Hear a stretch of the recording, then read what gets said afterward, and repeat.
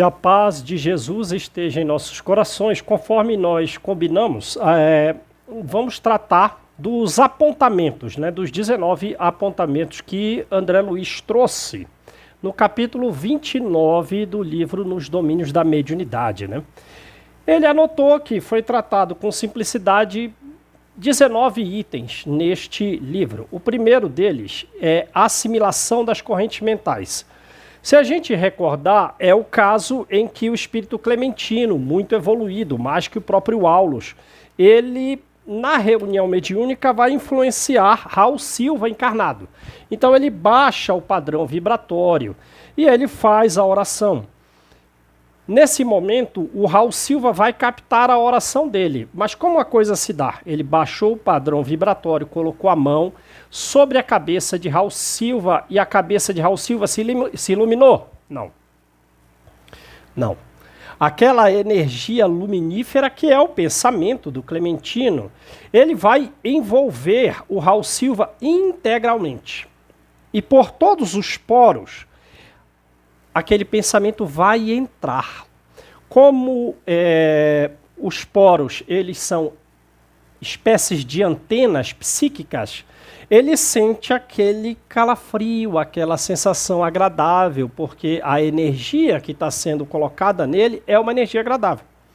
E depois essa energia faz o quê? Essa energia, naturalmente, ela se acumula no plexo solar, o conjunto de nervos, as ramificações nervosas unidas no plexo solar atrás do estômago. E ali é o mínimo que ela fica. Então ela não vai para regiões mais inferiores.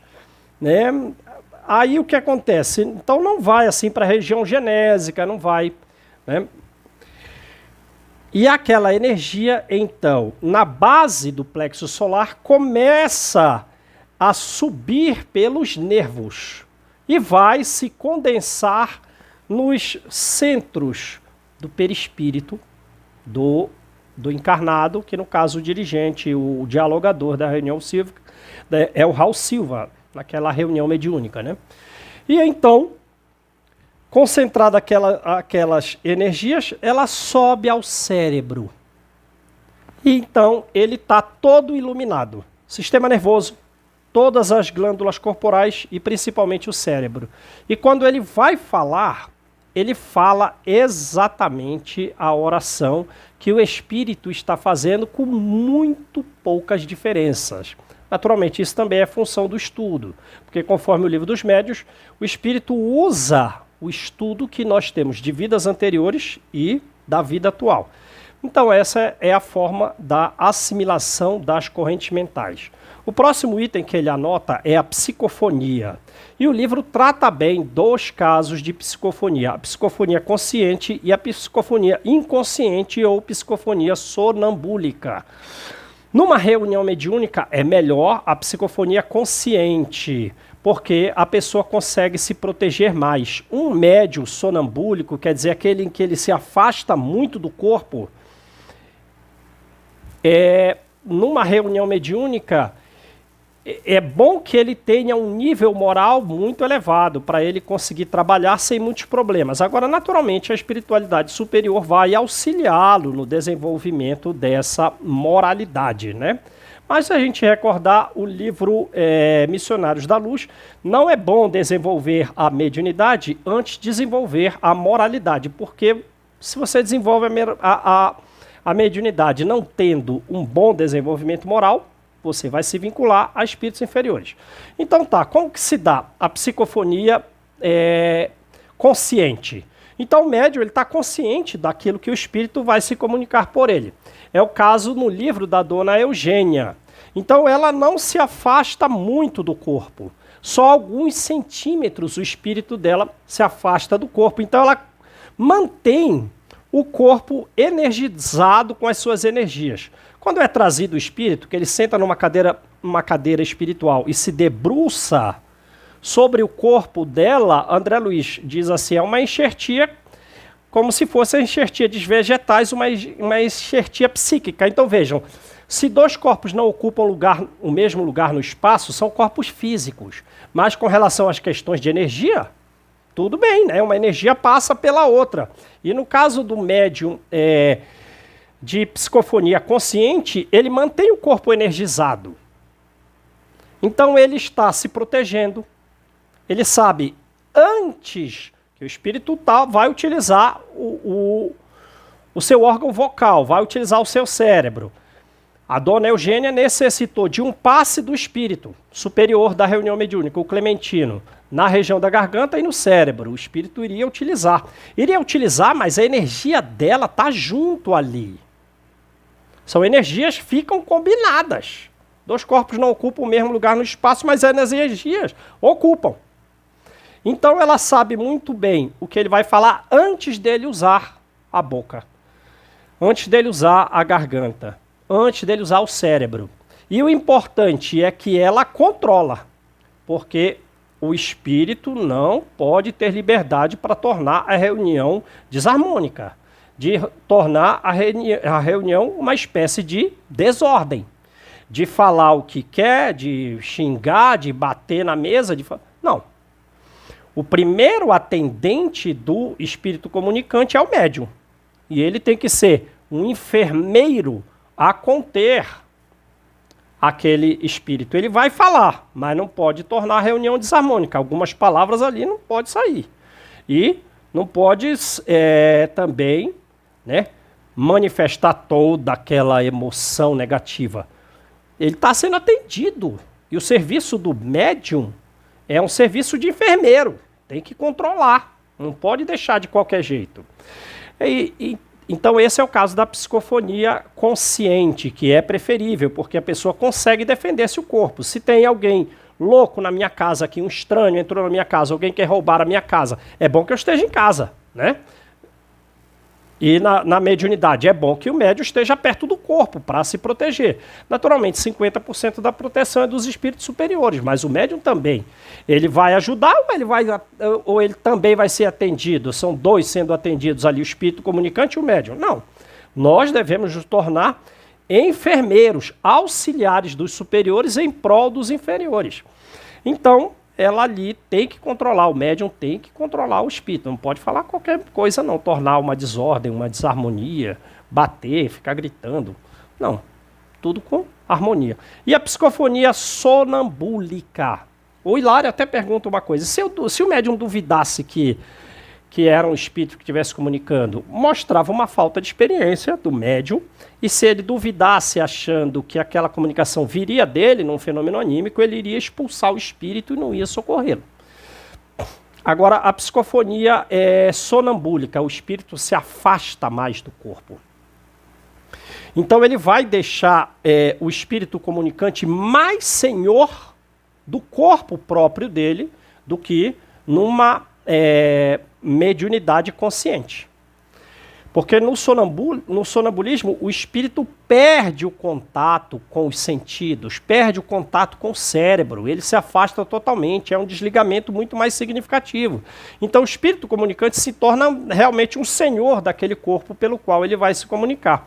Daí a necessidade da evolução moral significativa do médium, porque ele vai, como o espírito está mais separado do corpo, ele vai envolver o espírito comunicante e impedir que o espírito comunicante, da mesma forma, diga palavras equivocadas, faça uma baderna numa reunião mediúnica, traga uma desarmonia, traga um escândalo. Não pode. Mas vejam, então o médium sonambúlico, ele necessita de um desenvolvimento moral mais significativo, porque ele vai influenciar o próprio espírito comunicante, não protegendo tanto o próprio corpo, controlando ali no corpo a comunicação do espírito, né? Mas ambos vão sentir, né? Vão sentir as dificuldades, né? As deformidades do espírito comunicante. Mas o sonambúlico tem que se desenvolver moralmente, porque senão ele pode não auxiliar tanto quanto deve o espírito comunicante e pode ter um prejuízo para si mesmo, né? E o outro caso é o caso da possessão. Estamos no terceiro do 19. A possessão, bom, é aquele caso em que André Luiz está na reunião mediúnica e Aulus pede para que ocorra um determinado fenômeno. E é dada autorização. Um espírito entra e um rapaz encarnado cai no chão, se debate. Se debate é levado para fora da reunião mediúnica e vejam, o espírito foi autorizado que ele tivesse aquela manifestação ali. Estamos no item possessão, né? E a dona Celina, que é a médium sonambúlica mais evoluída, que atende os espíritos mais inferiores, porque ela é mais luminosa, mesmo sendo sonambúlica. Ela vai para fora para atender o rapaz. E começa, né? A face do rapaz está transformada, completamente pálida. Os braços estão em forma de garra, a cabeça fletida para trás, os dentes cerrados. E logo depois a face fica congesta. Fica avermelhada a face, a respiração ofegante, relaxamento de esfíncteres, André Luiz. Epilepsia essencial, epilepsia primária, os olhos em reviravolta.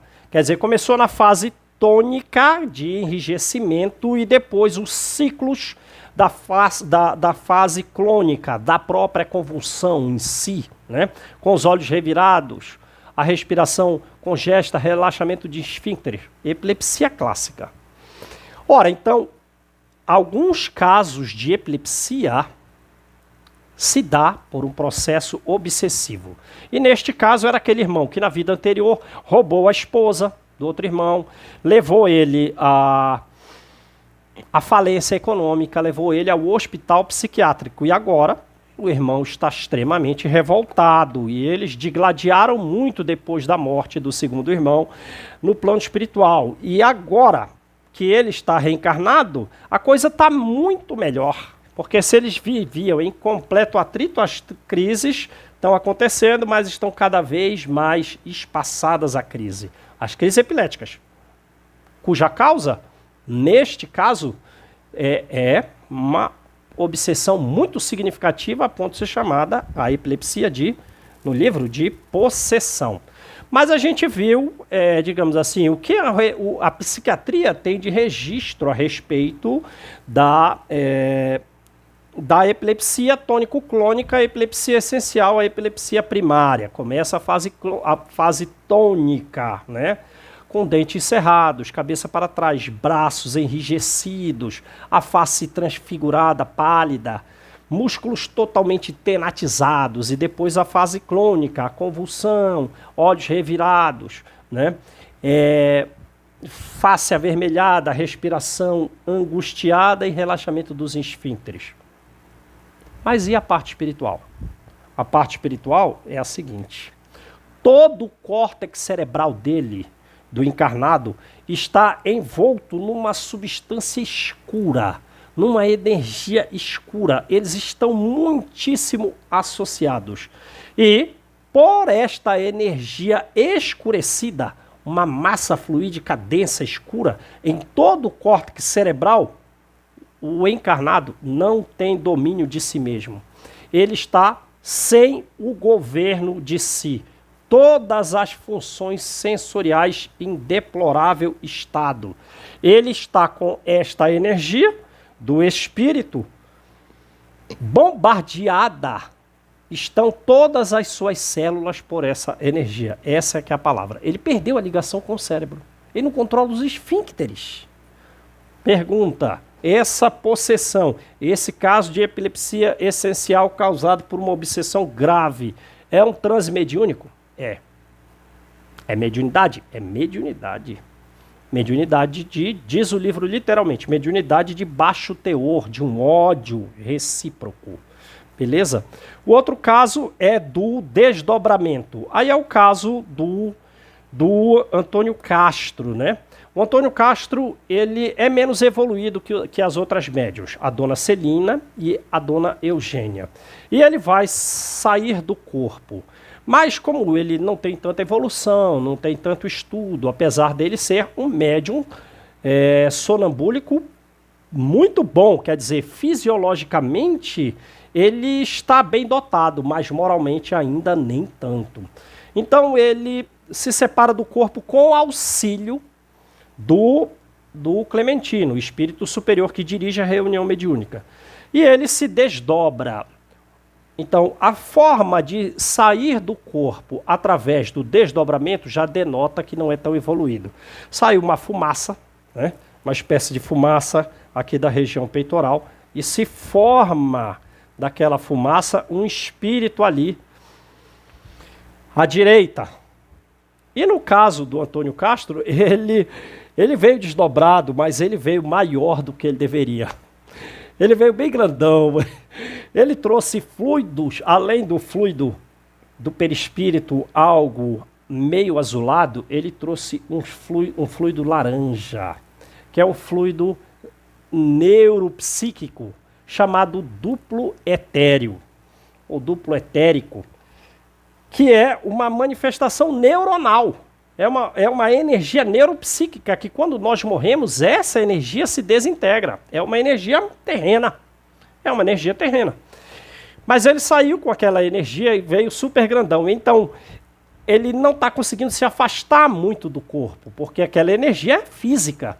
Então, digamos assim, se ele está azulado, digamos assim, o nariz para cá, querendo se afastar, aí essa parte aqui azulada, essa parte mais alaranjada aqui, ó, tá mais perto do corpo, impede dele se separar muito do corpo. Ele está andando pesadão, meio com dificuldade, o cordão fluídico está muito denso.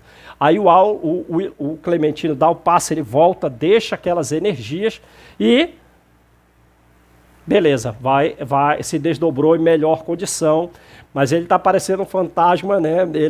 Ele leva todo o ectoplasma a ponto de não se ver o pé do ombro, aquele fantasmão, né? Coberto de ectoplasma, totalmente diferente da dona Celina, que ela sai do corpo com pura luz. Pum, o espírito já iluminoso saiu do corpo. Ele não. Ele está nesse estado ainda em evolução, né? Depois que ele estudar demais, que ele se dedicar demais à prática do bem, a própria vestimenta dele vai ser de melhor qualidade. Mas, por enquanto, ele está nesse estado. O que é interessante é que, naquele momento em que ele levou o duplo etérico, que ele levou aquela energia alaranjada, neuropsíquica para fora do corpo físico, se alguém ferisse o ar no qual ele estava, ele ia reclamar pela boca, ele ia sentir dor. Então, foi a emanação de fluidos vinculados às nossas sensações. Se afastou com esses fluidos neuropsíquicos, com o duplo etérico, se fere o ar, ele ia sentir dor e ia reclamar pela boca, né? Beleza? Então, vimos aí o desdobramento. Desdobramento é daquele médium que ainda não está muito evoluído. Então sai uma forma de energia vaporosa e forma o espírito. Ora, mas, por exemplo, um espírito já muito evoluído, com muito nível moral, com muito estudo, não. É luminoso, saiu do corpo, bum, não tem desdobramento. Os outros dois itens, vamos ver eles juntos, clarividência e clareaudiência. No fim daquela reunião, né, o Clementino dá um passe nos três médiuns, Dona Eugênia, Celina e Antônio Castro, para que eles vejam, para que eles ouçam, mas até certo limite, né? Não pode ter muito aberto o plano espiritual, porque senão o médium se desequilibra. Então tá, ele fez nos três. De cara, os médiuns sonambúlicos, a dona Celina e o Antônio Castro estão vendo com muita nitidez o Clementino. A dona Eugênia, nem tanto. Tem alguém ali, tem alguém aqui na vizinhança. Mas o Antônio Castro, apesar de estar vendo, ele acha que para ele a reunião mediúnica acabou. Ele quer encontrar a própria mãe, que está desencarnada recentemente. Então, apesar do Clementino fazer aquela oração, dele trazer os seus pensamentos ali para os médios, o Antônio Castro, ele perdeu a sintonia, ele está interessado em outro assunto. Então ele está vendo o Clementino, mas não está nem aí para o Clementino, ele não ouviu nada. Não ouviu nada do que o Clementino está falando. E as outras duas super interessadas, dignas de trabalho, vejam a diferença, até o esposo da dona Celina já está desencarnado. E durante esse momento ele tenta cutucá-la para querer falar. E ela diz, não terminou, né? Depois a gente se encontra, não acabou. para finalizar a reunião na prece. Aí beleza, faz aquela prece, o Clementino e tal. E os médiuns, depois que terminou tudo, eles têm que dizer o que eles viram. Aí a dona Eugênia diz, olha, eu vi um rio em que as pessoas se banhavam, se curavam e tal. E a dona Eugênia, ela diz, olha, eu vi um prédio, uma construção em que as crianças estudavam e as crianças cantavam. Aí o Hilário, o André Luiz, então, pera lá, mas a gente está aqui dentro de um centro espírita, não estou vendo rio nenhum, nem prédio nenhum. Elas não saíram daqui? Como assim? De onde estão tirando essa ideia? É porque na questão da clarividência, do que nós vemos e da clareaudiência, a gente não só pode ver o mundo espiritual, real, verdadeiro, estamos vendo o mundo espiritual, como nós podemos ver o pensamento dos espíritos, inclusive de encarnados ou desencarnados. Então, o que elas estão vendo são atividades que a casa espírita na qual elas estão necessitam trabalhar. A questão da cura, dos fluidos que ela viu de cura, é que a casa espírita ali tem que fundar um hospital e tratar de pessoas doentes. E a outra que viu o prédio, o centro espírita também tem uma função de atividade escolar. E é atividades que ainda não estão desenvolvidas, mas que devem ser desenvolvidas. É parte do que eles têm que construir naquela casa espírita.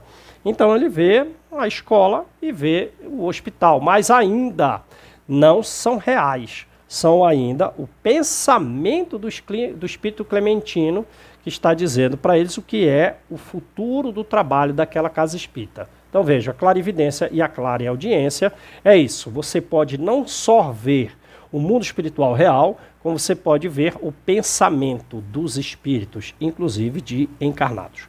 Beleza? E o caso da cura. O caso da cura é aquele capítulo que trata do passe, né? Os médiuns passistas, antes de tudo, ele tem que fazer uma prece. Eles têm que fazer uma prece para que eles se encham de luz e afastem da sua mente os assuntos do dia a dia, os assuntos do cotidiano. E lá, eu não lembro o nome dos médiuns passistas, um deles é Conrado, né? Conrado e não lembro se é Kátia.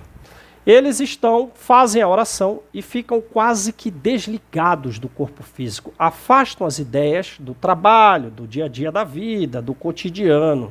E assim eles ficam em pleno contato com a espiritualidade superior, mesmo que eles não saibam. Eles estão em pleno contato com forças revigoradas, né? Porque é assim que a coisa funciona. O médium, ele não tem que ter receio da doação de fluidos, porque os fluidos não vêm dele. Os fluidos que serão passados àquelas pessoas que vêm tomar o passe, aos pacientes ali, vêm de cima. O médium é só um canal pelo qual a energia se adentra pela cabeça, sai das mãos e vai penetrar a aura daquelas pessoas que vieram tomar o passe ali. Então, veja, se ele não faz oração, não vai ter sintonia. Se não vai ter sintonia, não passou pela cabeça. A cabeça está inapta a receber aquelas energias superiores. Mesmo os espíritos que estão acompanhando ali, os médiuns, a energia não vem deles, vem de muito, muito mais de cima. Passa por todos, pelos espíritos, pelo médium, pela cabeça do médium. Se ele não faz oração, já ficou um tampão aqui. Não é uma energia, não vai funcionar. Não vai funcionar. Não vai funcionar. Uma energia que tampou, não fez oração, tampou a cabeça, está com assunto do cotidiano na cabeça, problemas amorosos, problemas sentimentais, conflitos. Não vai funcionar, não. Nem estica a mão que não vai sair energia na mão. Entra na cabeça do médium, sai na mão para entrar na aura da pessoa. É assim que a coisa funciona. Então o médium tem que estar com a cabeça limpa, tem que estar com fé, boa vontade, interesse de ajudar, né? Diz esse capítulo exatamente que tem que estudar, porque se não estuda, toda espécie de serviço fica meio que estagnado. Então tem que estudar. Mas no passe vale muito a fé, a intenção, o amor, né, a boa vontade em servir. Não, então não basta ter ectoplasma. Eu estou com muito ectoplasma aqui. Ora, uma pessoa com muito ectoplasma, ela pode não ser médium, ela pode dar vazão a vários fenômenos. Pode, inclusive, chegar a ser um obsidiado. Portanto, ectoplasma sem uma direção útil, né? Então, tem que ter uma disciplina espiritual, e como o espiritismo dá, quase ninguém dá, né? Tem que ter confiança. Mas e a pessoa que chega? Então é um intercâmbio de energia entre receptor, entre doador e receptor, mas o médium, a energia só passa por ele, vem de cima. Então ele tem que estar com os canais abertos. Beleza. E o receptor que veio pegar ali, está meio desconfiado. Acho que isso não vai funcionar não. Não vai funcionar não. Isso é mentira. Esse negócio de passe dos espíritas, isso é conversa. Não tem fé? Não. Não tem fé. Então aquela energia rarefeita, azulada, que veio de cima, que passou pelos médiuns, que se acoplou ao ectoplasma do médium, que está muito boa, não adentra. A pessoa criou para si uma carapaça de energia dura, de fluidos viscosos. Não vai captar. Não vai captar pela falta de fé, pela falta de confiança. Então, o passe é, antes de tudo, uma energia que vai atuar nas células, no funcionamento de cada uma das células do nosso organismo. E assim, traz alívio, né? Uma mulher vai, nesse capítulo, com o fígado congesto, a ponto de estar com icterícia, mas os fluidos vão atuar nas células, havendo fé e confiança. Vai dar alívio. Não é a cura, mas vai trazer alívio. Então, nós temos as estruturas celulares, as células ali, cada tecido ali, né? Cada parte dos componentes celulares formados de átomos. Dentro dos átomos nós temos as partículas subatômicas, aquelas linhas de força, que não sabe nem se é partícula, se é energia ou é um misto daquelas coisas, umas linhas de força. O pensamento age atrás da linha de força. E é isso que acontece no passe. O que está se recebendo são energias mentais, que vai auxiliar nas linhas de forças, que vai auxiliar nos átomos, que vai auxiliar nas células, que vai auxiliar nos tecidos, nos órgãos. Então é alterando o pensamento para melhor que haverá uma renovação, que haverá uma modificação nossa. Mas tem que ter alguma sintonia. Se chegar com desconfiança, sem fé, não vai captar nada. O próximo assunto é a telepatia. E esse é aquele capítulo em que nós vamos ver aquele homem, né, com 3 filhas em casa, a esposa e a sogra em casa na iminência da morte. Mas ele só pensa numa mulher. Ele só pensa dia e noite na amante. Então ele está telepaticamente dominado. Ele, depois do jantar, fala para a esposa que vai sair a negócios e é uma mentira. Então já vem aquela, quando ele lembra dela, já vem a imagem da amante para dentro da casa dele. Para dentro da casa dele. E aquela imagem da amante, né? Aquela energia projetada com a forma da amante, está ali na frente dele, aparecendo e desaparecendo, aparecendo e desaparecendo. Então ele se tornou mais ríspido com a esposa. Se tornou mais, né, um pouco mais agressivo com a própria esposa, né? E ela também captou aquela forma, pensamento da amante dentro da casa dela. Ela está vendo? Não, mas ela registrou. E então começou um determinado atrito. Aquela tribulação mental virou uma tempestuosidade. Porque um casal, ele está em sintonia. Então, se o homem está com algum problema, aquele problema vai chegar na mulher. Então, ele está dominado telepaticamente pela amante, está dominado. Ora, e essa energia telepática, pela sintonia, vai chegar na mulher. Aí pronto. Aí ela já lembrou de quem que era amante e começou uma determinada guerra mental. Uma falação, um sentimentalismo, um retorno. Ah, eu sei quem é essa mulher, ela veio lá do passado, lá no passado ela fez isso, fez aquilo, e começa uma guerra mental. E essa guerra mental que vai desestruturando o perispírito e a própria fisiologia da mulher que está encarnada, essa alteração que vai piorando ela, dá força ao espírito, dá força àquela energia telepática, que ela fica quase que corporificada. André Luiz diz corporificou. Para mim, corporificou perfeitamente. Então, aquele atrito que vai piorando a saúde da mulher, dá força àquela energia telepática que se tornou ali corporificada. Basicamente, o André Luiz não ficou tão forte para mim, corporificou. Aí, essa senhora, ela é uma espírita, trabalhadora dedicada de uma casa espírita e, portanto, merece que tenha auxílio de espíritos. Por isso que o Aulo está ali, o André Luiz está ali, o Hilário está ali. E tem também uma outra atendente, né? Se não me engano, é Dona Eugênia. O nome não importa.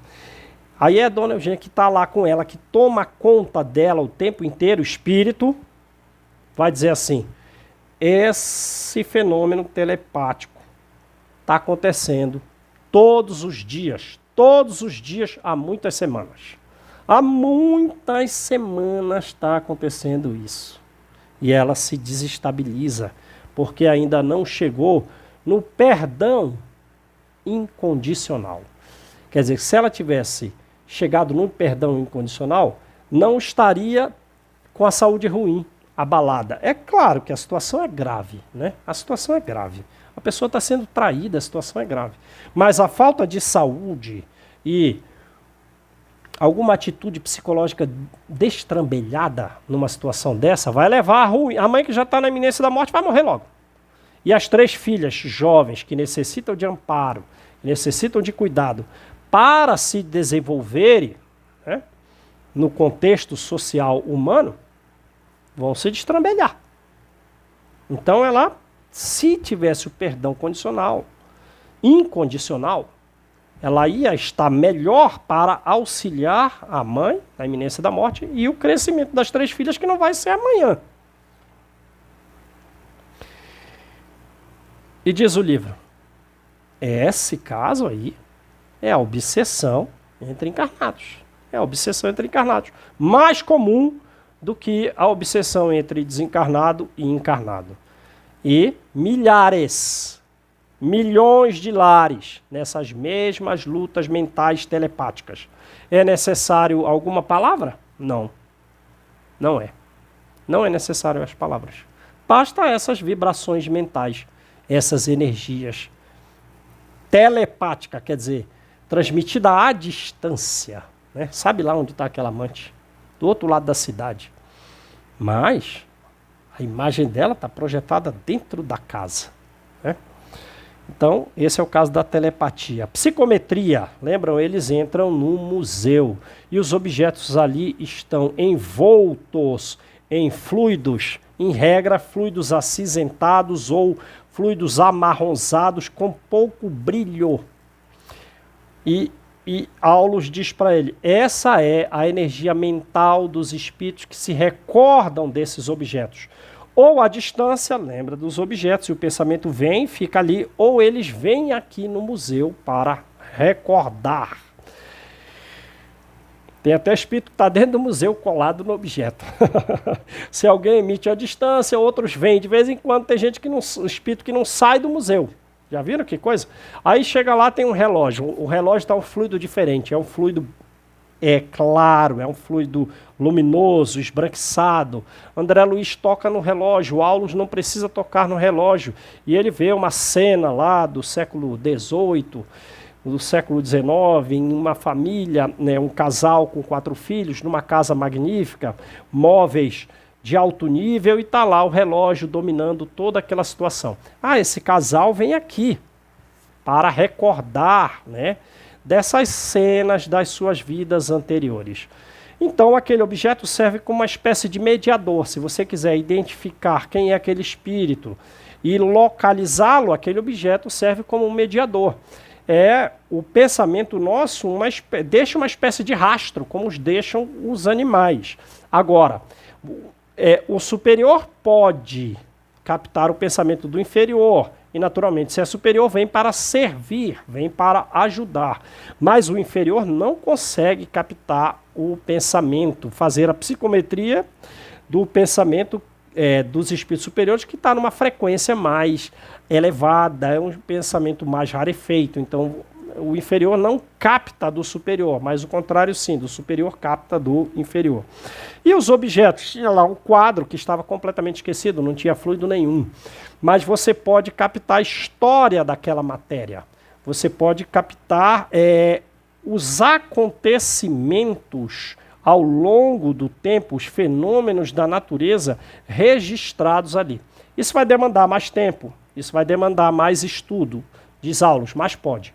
E tem o caso daquela moça que está colada num espelho, que foi dado para ela há mais de 150 anos pelo noivo, que morava no Brasil, e que depois ele, era mais ou menos na época da Revolução Francesa, com a vitória e o sucesso de Napoleão, a família dele resolveu ir para a França, e ele deu, como uma promessa de que ele retornaria para cumprir o noivado, deu aquele espelho para ela.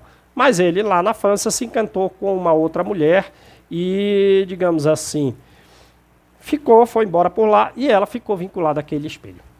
Há mais de 150 anos. Acompanha o espelho foi parar no museu. Imagina qual é a história dessa mulher desencarnada acompanhando o museu. Chega um grupo de pessoas, tem uma que é um pouco médium, alguma sensibilidade, toca no espelho, o espírito fica com raiva, toca no ombro dela, ela sente o calafrio. Vamos embora daqui, que aqui está meio estranho. O pessoal dá aquela risada, não entendeu nada, não tem o conhecimento espírita para saber a respeito daqueles calafrios, ou desenvolver a mediunidade a ponto de entrar em contato com aquele espírito para auxiliá-lo.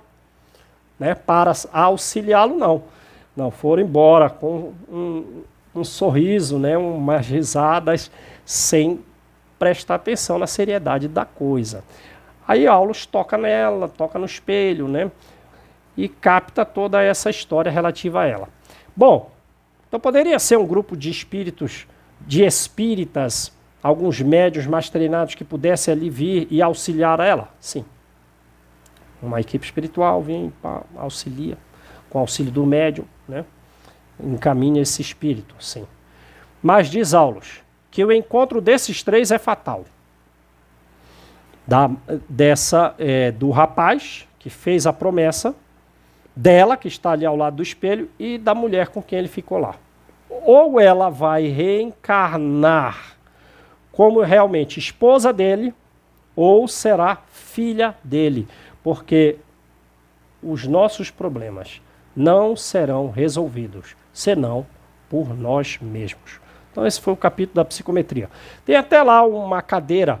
Eu posso tocar nessas cadeiras, entrar em contato com esse móvel administrativo aqui para eu saber a respeito dos encarnados? Claro. Senta aí nessa cadeira, você vai captar os pensamentos da pessoa que está encarnada, né? E assim o objeto serviria de mediador para você conhecer, para você encontrar quem é aquela pessoa encarnada que usa aquele ambiente ali. Vamos lá, o capítulo da materialização. O capítulo da materialização, Aulus começa dizendo que a materialização de espíritos, ela exige a desmaterialização segura dos médiuns e dos assistentes e das pessoas que vêm observar ali aquela materialização de espíritos, né? E que atualmente só há duas razões que Aulus vê como capazes de justificar as reuniões, as sessões de materialização de espíritos, que é a cura de pessoas adoentadas, naturalmente, significativamente adoentadas, né? Você pode ir, é uma dor de cabeça, né? Não pode ir para o hospital, não, coisas graves. E as pesquisas científicas sérias com finalidade de auxílio à humanidade. São os dois motivos que possam justificar atualmente as reuniões de materialização. Não que os espíritos não queiram fazer as reuniões, as sessões de materialização, eles até querem. Querem muito fazer. Só que esse serviço que demanda o trabalho de uma equipe espiritual muito grande, que leva muito tempo de preparação, eles têm que limpar o ambiente, traz equipamentos com raio, vem muitos espíritos evoluídos trabalhar nesse preparo e não na materialização. Em regra, o espírito que se materializa é um espírito meio terra-terra, meio aqui parecido com os homens, mas é uma equipe espiritual muito grande que vem limpar, tem que transformar o oxigênio em ozônio para tirar todos os elementos, para fazer uma espécie de tirar todas as bactérias do local, a limpeza mesmo. O médium recebe muito tratamento, e o médium tem que estar, digamos assim, perfeito. Todos os órgãos, todos os sistemas do médium tem que estar limpinho. Eles fazem, inclusive, eles aceleram o processo digestivo, aceleram o funcionamento do fígado. O médium fica... Depois, eles tiram as forças escuras dos centros de força. O médium tem que estar limpinho, porque a energia ectoplásmica vai sair das células do médium. E a energia tem que estar brilhante, tem que estar luminosa. Então, é muito trabalho. Mas esse trabalho, apesar de ter muitos espíritos, sempre depende da contribuição dos homens. Aí é que mora o problema. Por quê? Porque os homens, às vezes, não têm uma noção do serviço e eles chegam fazendo exigências, chegam com seus pensamentos tempestuosos, chegam tendo fumado, tendo bebido, tendo comido muita carne. Então eles vão emanar fluidos escuros. É como se fosse o espírito superior que trouxesse uma água muito límpida, uma água até mais rarefeita que a água normal e tivesse que passar por um canal sujo. Esse canal sujo é o que é a contribuição que trouxeram os encarnados. Não vai dar, melhor não fazer nada. Então os espíritos decidem ali, realizando experiências com o ectoplasma do médium, o que é que deve fazer, o que é que deve ser feito. Se os encarnados contribuíssem significativamente, diz até o livro Missionários da Luz, no capítulo que também fala da materialização, poderiam talvez receber uma manifestação assemelhada à dos apóstolos que receberam Jesus 3 dias depois da crucificação.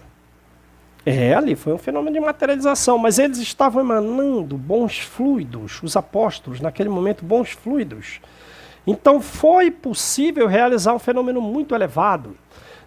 É Paulo, com os fenômenos de vozes diretas na cidade de Éfeso, né? Agora, os fluidos não estão bons. Não, vamos fazer alguma coisa grandiosa. Faz um terra-terra, faz uma coisinha aqui. Até neste caso, no livro Nos Domínios da Mediunidade, que poderia ter aparecido o espírito de uma enfermeira ou alguém um pouco melhor, mais evoluído. Não. O próprio espírito do médium é envolvido no ectoplasma dele mesmo, do corpo, e a enfermeira acoplada a ele, dando ali instruções de psicofonia para que o médium realizasse a cura.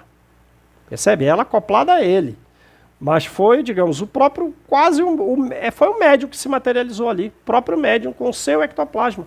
E ele tinha que entrar e sair da sala, a enfermeira fazia ele entrar e sair, entrar e sair, entrar e sair. Porque no quarto está o corpo dele, e ali está o laboratório, em que eles combinam fluidos espirituais muito elevados, os fluidos humanos e fluidos dos objetos da sala, fluidos da natureza, que diz o livro, são fluidos, esses fluidos da natureza são fluidos mais dóceis, dos objetos, mesmo os objetos, digamos assim, os objetos, corpos não vivos, como também traz fluidos das águas, fluidos de vegetais, que não são visíveis para nós. Faz uma mistura ali, está super luminoso, o médium recebeu todo um tratamento, mas beleza. O médium envolto naquele ectoplasma brilhante, quando ele vai na sala, perdeu toda a luz, ficou escuro, perdeu toda a luminosidade. Os encarnados que iriam assistir o fenômeno absorveram aquelas energias luminosas, que foi fruto do trabalho de 50 espíritos pelo prazo de 2 horas, 3 horas de trabalho. Aí diz André Luiz, mas os encarnados se comportam como crianças, não entenderam nada, estão fazendo exigências, querem que seja que se materialize esse ou aquele espírito, ou trouxeram problemas, ou tem gente que chegou tendo bebido.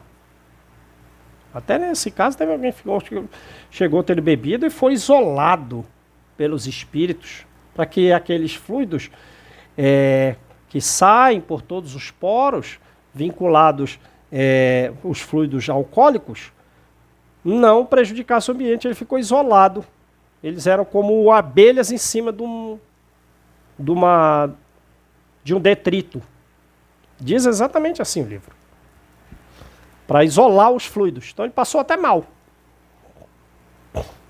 Não exalava os próprios fluidos, ficava retido nele. Aí beleza, a cura ocorreu assim, com a materialização do próprio médium. Veja que coisa, porque os encarnados não permitiram. Um trabalho mais magnífico. E olha que esse fenômeno de materialização, que pode chegar à sublimação ou algo meia boca, como foi esse caso, um médium que apareceu, o próprio médium encarnado, o espírito do médium com seus próprios ectoplasmas.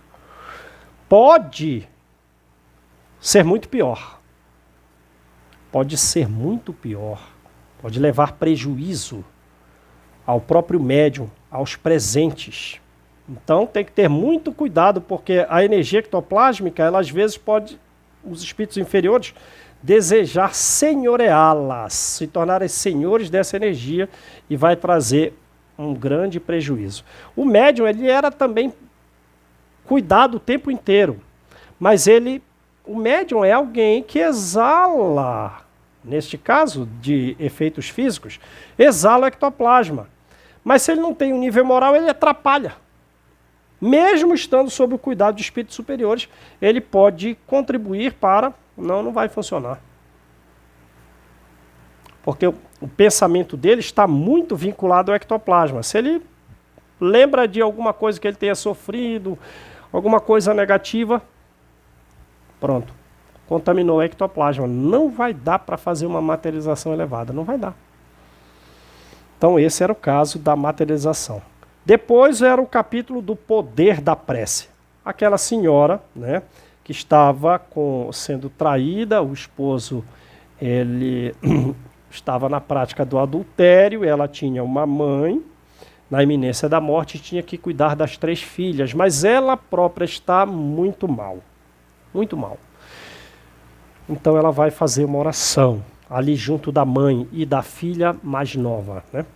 E ela faz uma oração muito significativa, influenciada pelo espírito da Teonília, que a auxilia. Ela capta os pensamentos da Teonília e surge ali, então, no seu coração uma energia luminosa e afasta a tristeza, e afasta aquela preocupação mais grave vinculada ao adultério do esposo. E nesse momento, quando ela faz essa oração, retirando de si a tristeza e os fluidos escuros, que ela já está há dias assim, Semanas está acontecendo diariamente aquele fenômeno telepático prejudicando a saúde dela. E vai prejudicar toda a família. Vejam que coisa. Então ela faz aquela oração muito sentida, surge luz na região cardíaca, né?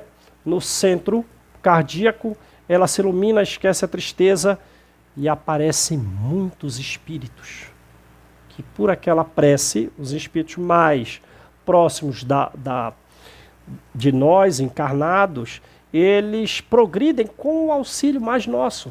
Então aparecem muitos espíritos desejando consolo e recebem, desejando esclarecimento e recebem. Aí está falando aí do poder da prece.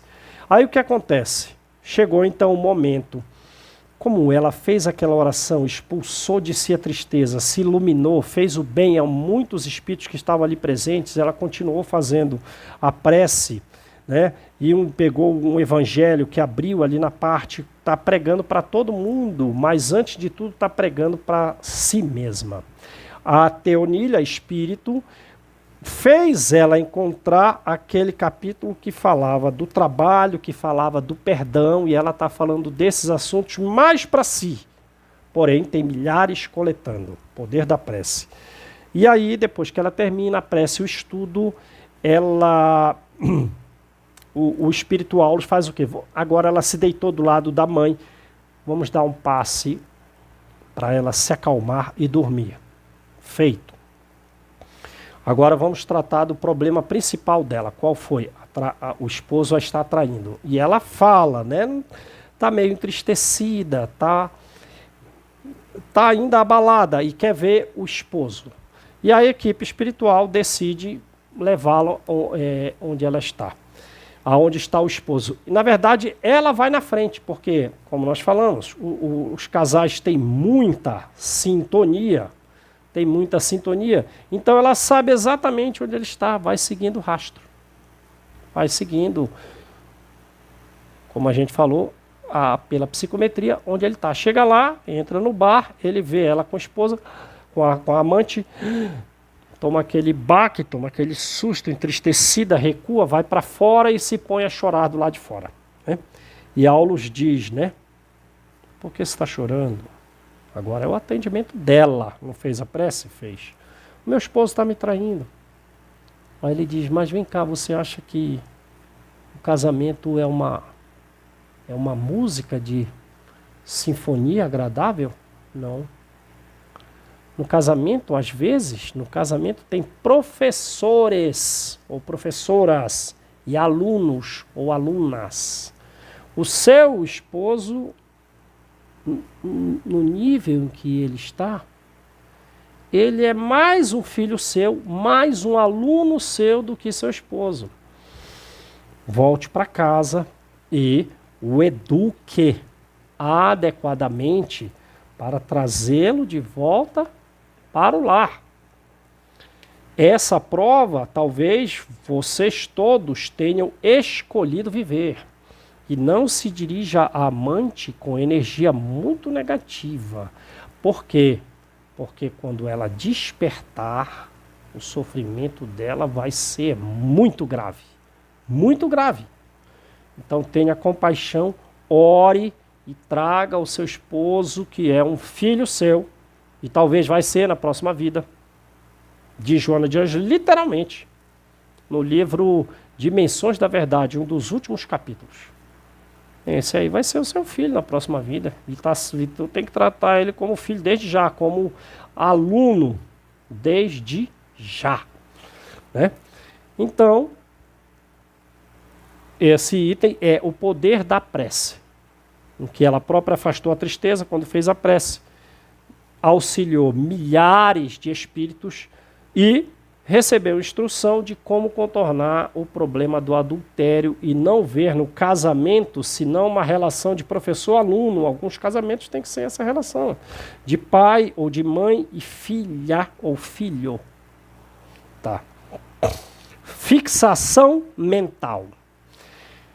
Esse é o caso daquele espírito que no século X ele estrangulou os próprios pais a pedido da noiva que depois não o correspondeu. Então passou 1 milênio e ele não reencarnou. Ele está fixo naquela ideia, cristalizado. Então, é algo que pode acontecer ou conosco ou com pessoas amadas nossas, né? A pessoa fica cristalizada numa determinada situação que muito a emocionou, num determinado sentimento a ponto de passar 1 milênio ou mais. E a pessoa não caminhou nesse progresso do tempo. Após a nossa morte, nós prosseguimos no cultivo daquelas ideias, daqueles mesmos pensamentos que quando nós estávamos encarnados. Então veja, esse espírito ficou 1 milênio lembrando que ele estrangulou os pais. Coisa gravíssima. Mas ele está estagnado. Com a vida mental estagnada nesse ponto. A reencarnação é uma oportunidade em que nós temos que, antes de tudo, santificar as nossas ideias. Porque assim, quando nós desencarnados, nós vamos sublimar. E a morte vai aferir o quanto nós guardamos, pelas coisas que nós fizemos, de ideias positivas dentro de mim. Ou, por onde eu andei de erro, das coisas negativas. A morte vai aferir a conquista. Ou a derrota. Porque a conquista, a vitória vai nos levar, portanto, a regiões superiores. E a derrota nos põe à retaguarda com todos os tipos de desequilibrados. Por quanto tempo? Por tempo indeterminado.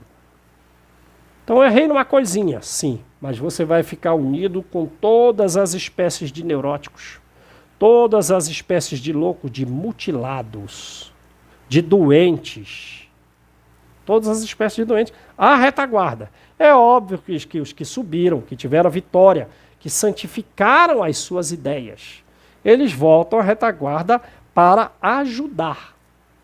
Agora, se a pessoa, o que teve a derrota, se falta um esforço para vencer aquele pensamento de erro, aquele pensamento de angústia, de ansiedade, isso corrói a vida e leva à fixação mental. E qualquer espécie de perturbação pela qual nós passamos pode levar a uma fixação mental. Uma paixão, uma crueldade, um desânimo, um ódio, uma ideia de vingança praticada, um ciúme. A pessoa pode ficar, como foi a mulher do espelho. Ela está esperando há 150 anos. Aquele noivo.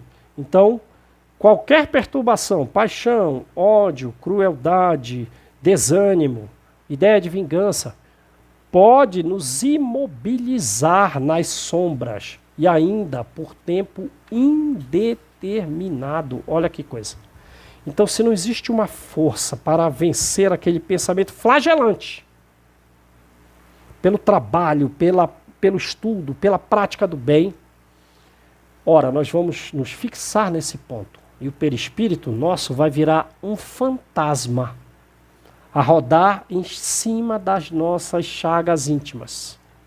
Ora, e se a morte nos surpreende nesse estado em que eu estou mentalmente pensando naquela perturbação, esse subjetivismo fica mais agravado. Fica pior. Fica mais grave. Né? E a pessoa então passa a só pensar naquela dor dela, a só pensar na sua ociosidade, no seu ódio, e se alimenta e vive daquela ideia. Ora, fica como uma múmia com o pensamento nesse constante pesadelo. E se ela está fixada num ponto, todo o resto é esquecido. Todas as boas memórias ficam esquecidas. Para ela se fixar só nesse ponto. E quando acorda, não vai estar bem. Pode estar num processo de alucinação, completamente fora da realidade, ainda com vínculo àquele pesadelo que foi constante, a ponto de está alucinada, completamente ruim. Ora, como se dá a melhoria de alguém que ficou 1 milênio fixado num pensamento só? Aí traz o espírito para se comunicar. Quem é você? Não lembra o nome, não lembra quem é a mãe, não lembra de coisas boas. É difícil, mas às vezes alguns espíritos desses por si mesmos, eles buscam se melhorar. Ou com o auxílio dos outros. Com o auxílio de espíritos superiores, né? Mas tem alguns casos que não. Aí o que acontece nesses casos que não? Reencarnação compulsória é o choque de longa duração que eles precisam para sair dessa ideia fixa. Reencarnação obrigatória. Ora, pensa se tem alguém desequilibrado aqui em casa, que ele não tem responsabilidade sobre os seus próprios atos. Não somos nós que temos que assumir a responsabilidade por eles e levá-los aos tratamentos psiquiátricos adequados? Sim. Então, lá no plano espiritual, mesma coisa. As pessoas que os amam, o fazem reencarnar compulsoriamente, porque é o tratamento de choque de longa duração que eles precisam. E olha que esse soerguimento muito frequentemente é lento, porque ele vai nascer com algum retardo mental, aí são aquelas crianças com algum retardo mental, que são apêndices sociais, que parece injustificável aquele estado, mas não. É aquela reencarnação naquele estado, o remédio necessário para tirar da fixação mental. Ou vem com esquizofrenia, ou vem com alguma espécie de paranoia, enfim. Uma dificuldade mental, alguma perturbação mental congênita, em regra, deriva de uma fixação mental. É o remédio, essa reencarnação com essa debilidade congênita, é o remédio adequado para vencer aquela fixação mental, que vai do berço ao túmulo. E o tratamento é o tratamento da medicina humana. São as exigências da família, são os conflitos sociais que vai fazer com que a pessoa saia daquela fixação mental que às vezes dura um tempo indeterminado. Bom, emersão do subconsciente. Emersão do subconsciente. Essa é aquela mulher que ela levou uma facada do esposo na vida anterior. O esposo a matou na Europa, no século passado, no século retrasado, e ali, reencarnada, ela revive tudo aquilo. Não perdoou o esposo, né? E aquela situação inteira de desespero, apesar dela estar reencarnada, ressurge, tomando toda a energia da pessoa. Ela guardou a ofensa como alguém que guarda uma sombra. Mesmo tendo passado pela encarnação, ela cristalizou e trouxe aquele assunto de volta. Um sonho morto, um sepulcro de sonho morto, ressurge na memória da pessoa reencarnada. Como que surge nesse caso? Ela não está como aquele espírito que só pensa naquilo. E a solução para ele é, né, aquele espírito que estrangulou os pais para ficar com uma moça que depois ela não correspondeu. Ele está fixo naquele pensamento. A solução para ele vai ser, ele será filho dessa mulher que vida anterior foi a amante que pediu para ele estrangular os pais. Nesse caso aqui, não. Ela reencarnou, ela já está reencarnada, mas aquele pensamento vem. Como vem? Quando o marido da vida anterior, muito humilhado, muito entristecido, arrependido, sofrido, se aproxima dela, basta ele se aproximar, ela traz todo aquele assunto. Então é um fenômeno anímico, quer dizer, não tem um espírito comunicando com ela ali, não tem um espírito transmitindo fluidos teledinâmicos, fluidos à distância sobre ela, não. Aquilo tudo ela traz dela mesma, ela está falando do seu próprio passado, né? Com toda aquela emoção. Aquilo ali, ela traz dela mesma, porque ela imobilizou aquela experiência na memória, cristalizou, a ponto daquilo superar o choque biológico da reencarnação. Então, quando o espírito se aproxima, aquele espírito que tem com ela uma relação de amor e ódio, o passado ressurge. E é uma personalidade diferente. É alguém que volta do passado para falar no presente. O livro foi escrito na década de 50 e, para essa dupla personalidade, para essa múltipla personalidade que às vezes acontece, a solução da psiquiatria é o choque, na década de 50. Mas o que diz o livro é o que hoje aplica a psicologia e a psiquiatria. Não tem necessidade de um tratamento de choque para esses casos. O caso dela aí é um caso em que ela necessita adquirir cultura e conhecimento moral. Ora, então basta ali o diálogo cultural, o ensino do espiritismo, que ela vai melhorar. Na reunião mediúnica mesmo. Esquece o passado, né? E vai conversando com muito amor. Mas às vezes o dialogador pensa, de novo esse mesmo assunto, de novo esse mesmo assunto. Isso é uma mistificação inconsciente. Não é. É um fenômeno anímico? É um fenômeno anímico. Mas é uma manifestação real. É emotivo. O fato ocorreu. A memória não foi totalmente apagada com relação àquele ponto. E ela traz aquilo de volta na personalidade da vida anterior. Necessita do mesmo tratamento como se fosse um espírito comunicante. Muito amor, muito carinho. Aliás, ela também é um espírito comunicante. Então, se não compreender, o dialogador não compreender, não amar, vai piorar o caso. Piora o caso. Né? Então, ela renasceu, sem se renovar em espírito. Sem se renovar em espírito. Ora, e diz o livro, tem milhares de pessoas nesses casos. Milhares. Às vezes mendigos ou pessoas muito doentes carregando um orgulho imenso. De onde traz esse orgulho? Foram fidalgos em vidas anteriores. Foram pessoas importantes em vidas anteriores. E está numa situação muito precária da vida atual, mas o orgulho lá em cima. E também aquelas aversões que existem entre os membros da mesma família. Isso é tudo uma memória que não foi adequadamente apagada. Não foi. Por isso aquela versão. A reencarnou e não esqueceu aquilo? Não esqueceu direito não. Tem que esquecer o mal. Bom, vamos lá. O próximo assunto é a licantropia. Ele fala licantropia, obsessão e fascinação. Tudo junto, né?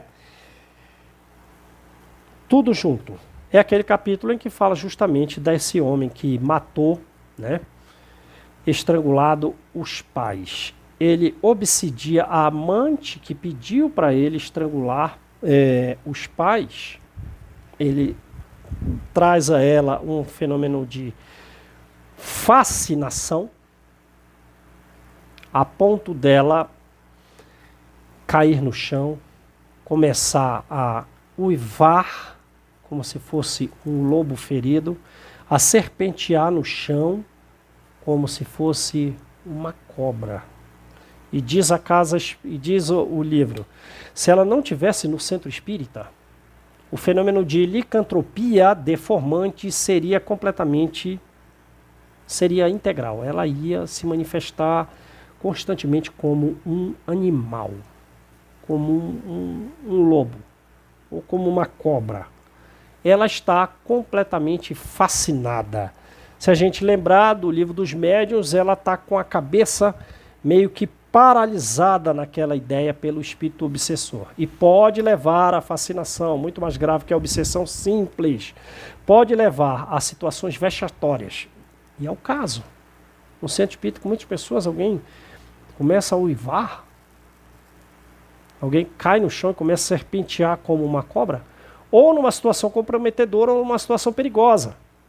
Perigosa, porque imagina que ele traz essa fascinação a ponto dela se sentir uma loba ou uma cobra, quando ela está, digamos, perto do fogo, perto de uma fogueira, de um fogão, ou faz se debater e cair no objeto pontiagudo, numa situação perigosa. Diz o livro dos médiuns, né? E a solução, diz o livro dos médiuns, tem que trazer essa fascinação para uma obsessão simples. Como que vai ser o caso disso? Tem que estudar muito o espiritismo, tem que participar das aulas, tem que participar desse tratamento que está sendo dado aí. Porque são vários espíritos, mas esse espírito ali, ele próximo dela, porque ele estrangulou os próprios pais. E ele está, como vimos, na fixação mental, ele só pensa nisso. Então ele quer humilhá-la, ele quer matá-la. E se não fosse a casa espírita, ela ia virar um lobo. Diz o livro. Esses são os casos comuns, esses processos de fascinação, de uma obsessão tão grave, que levam muitos pacientes dos manicômios a imitarem as posições, os comportamentos, as atitudes dos animais. É um fenômeno obsessivo, né?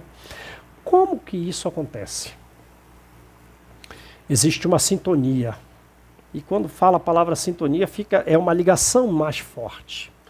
Esse espírito e o obsessor, que pode se manifestar, o obsidiado, que pode se manifestar ali, numa licantropia, numa zoantropia, eles estão sintonizados, eles são cúmplices nos mesmos delitos. Nos mesmos delitos do passado. Eles praticaram juntos o mesmo crime. Eles são cúmplices de crime. E se algum deles cai nas vibrações mais animalescas, o encarnado vai assimilar toda aquela ideia dos espíritos pelo processo de fascinação, pela obsessão, a ponto do espírito a governar. Olha que o Clementino e o Aulus querem separá-los, usam recursos magnéticos para separá-los, o espírito se distancia só um pouco, mas ela consegue sair do chão e sentar, mas está completamente ainda dominada por eles. É uma obsessão recíproca. Não pode separar de uma forma definitiva joio e trigo unidos pela raiz. Eles estão ligados por esse erro grave do passado. Ela pediu para ele assassinar os pais, estrangular os pais. E ele fez. De uma forma geral, nós todos estamos ligados pelo passado. De uma forma geral, nós somos pessoas com vínculos de erros pregressos num tratamento recíproco aqui, uns com os outros. Mas é dado um passo, no caso do livro, é dado um passo na região da garganta e ele começa a falar na linguagem já morta da região da Toscana do século X, que é onde ele viveu. Ele tem os hábitos, ele não está fixação mental, ele tem os hábitos daquela época. E ela fala no fenômeno de xenoglosia, no fenômeno de mediunidade poliglota. Por que não é uma médium comum? Porque ela não fala em português essa língua que ele está dizendo aí. Porque eles estão tão afins, eles têm tanta afinidade, porque são cúmplices do mesmo crime, que a passividade dela é completa. Então, todo o fenômeno de xenoglosia é um passado que volta pela afinidade que tem entre a pessoa que fala aquela língua, aquele dialeto já morto, e o próprio espírito obsessor. O espírito obsessor age nos arquivos mentais do subconsciente, que está na cabeça desse médium. Que está na cabeça desse médium que vai falar por xenoglosia. Então, são águas profundas do subconsciente que vem à tona? Sim. Aí o espírito é elevado, mas permanece um fluido magnético ligando eles.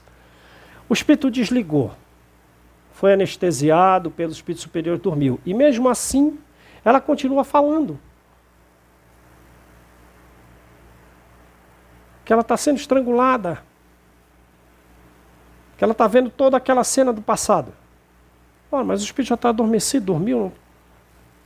Aí ela está tirando dela mesma. Aí ela está tirando do arquivo mental dela própria, que, como diz o livro dos médiuns, é um processo de alucinação que sempre acompanha a obsessão de fascinação. Vejam que coisa. Beleza. Então, qual é o próximo item? A lei de causa e efeito.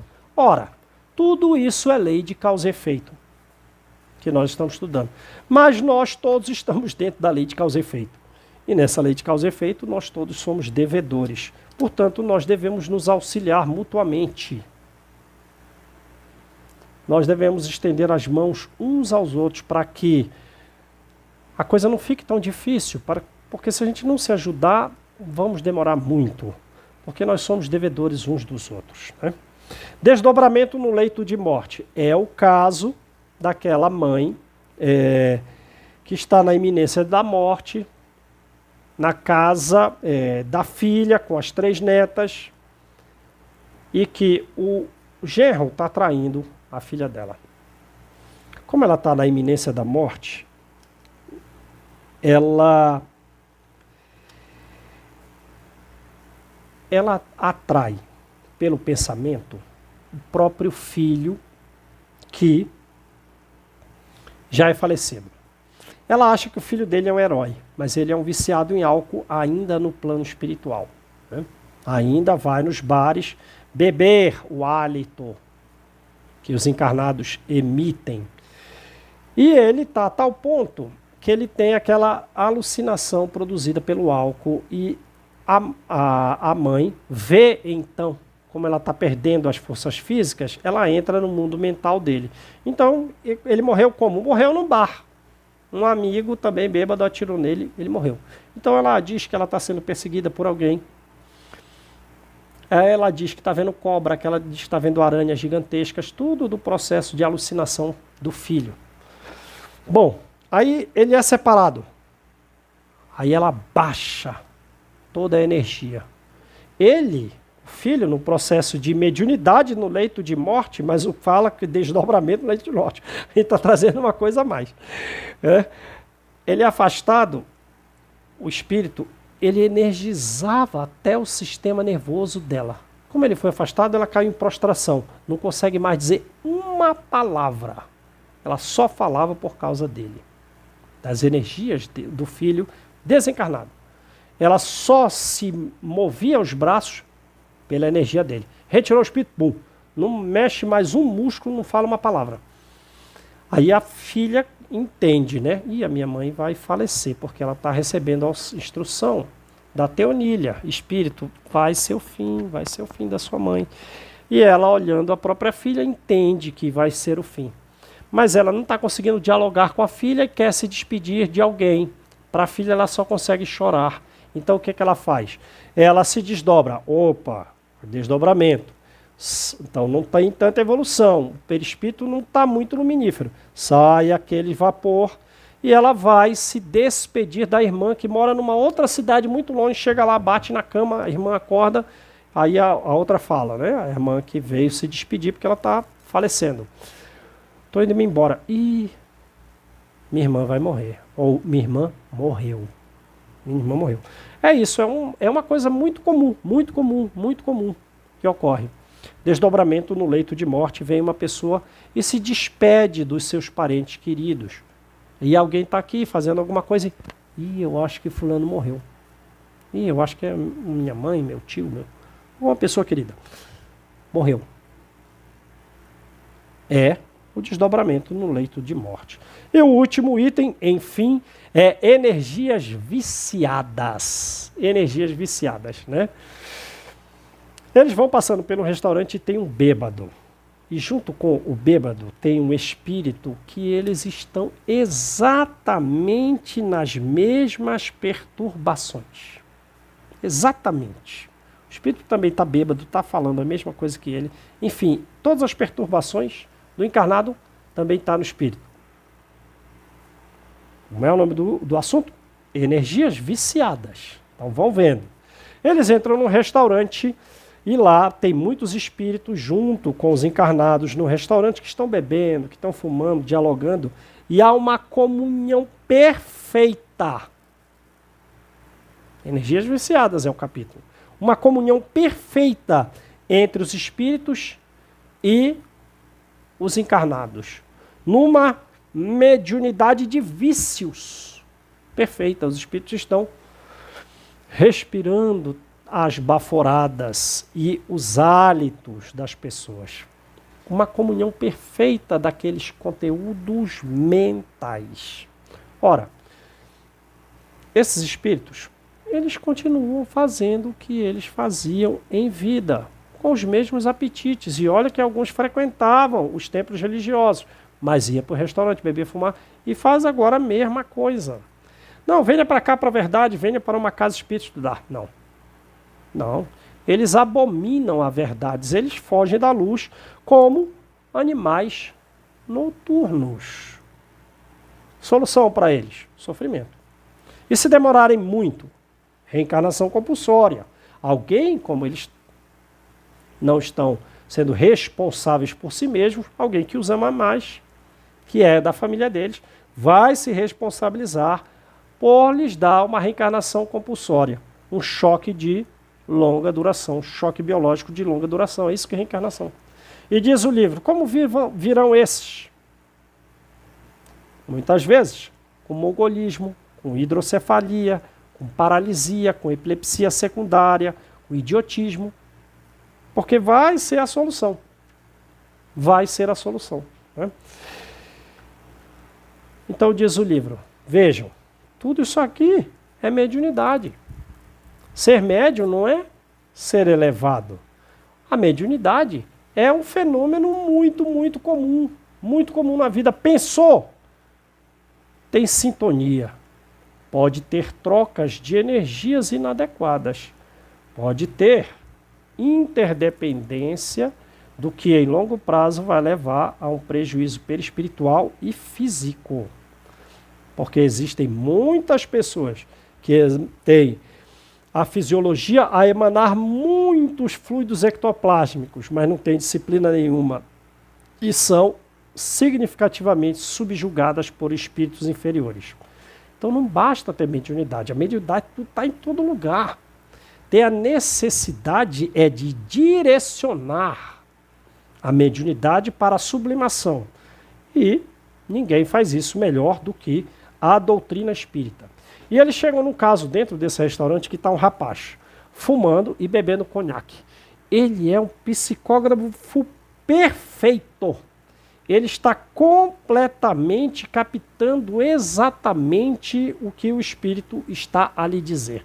Completamente dominado. O fluido da cabeça dele, o espírito coloca o fluido da cabeça dele, uma energia viscosa, escura, que é o pensamento do espírito e que por uma indução magnética, quer dizer, lembram mais ou menos do ensino médio? Aproxima um ímã do outro. Aí esse ímã se aproximou, esse aqui se atrai. Ou tem uma reação. Ou se eu tiver um fio elétrico passando aqui, e eu pego um fio aqui, não ligado na tomada, não tem eletricidade, em movimento, surge uma energia aqui. Então isso está acontecendo. Por uma indução magnética, o pensamento do espírito se reproduz exatamente na cabeça do encarnado.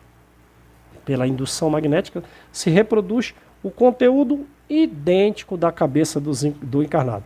É um psicógrafo perfeito. Tira ele aí e leva para a casa espírita. Vai funcionar? Não. Por quê? Porque ele não tem disciplina. Eles estão unidos naquele assunto. Ele não tem o assunto espírita. do conteúdo das obras espíritas na sua mente. Nós encontramos aquilo que nós procuramos. O que a casa espírita vai fazer é disciplinar a mediunidade que está em todo lugar. Porque todos nós, a humanidade inteira, está envolta na mediunidade, mesmo que não perceba. Onde tem pensamento, tem associação. Se tem associação, pode ter influência recíproca. E se tem influência recíproca, pode haver interdependência. O que a casa espírita vai fazer por nós é sublimar na direção do bem a nossa mediunidade, né? Tem lá até um item nesse que trata das energias viciadas, que passa uma ambulância e tem um médico, alguém de roupa branca no carro, talvez um enfermeiro, talvez um médico, associado a uma entidade evoluída. Aí, é espírita essa pessoa? Pode não ser. Pode não ser. Ser médico ou ser espírita são títulos, mas como ele tem auxílio de um espírito superior, ele está sendo médium de boa vontade, ele está sendo médium de práticas humanitárias. Né? Ele está sendo médico de práticas do bem. E a casa espírita nos ajuda nessa direção, porque a mediunidade está em toda parte. Mas a casa espírita vai nos auxiliar a sublimar, a dar uma direção positiva na nossa mediunidade. São esses os itens que André Luiz anota nesse capítulo 29. Que Jesus nos abençoe. Luz e paz para todos.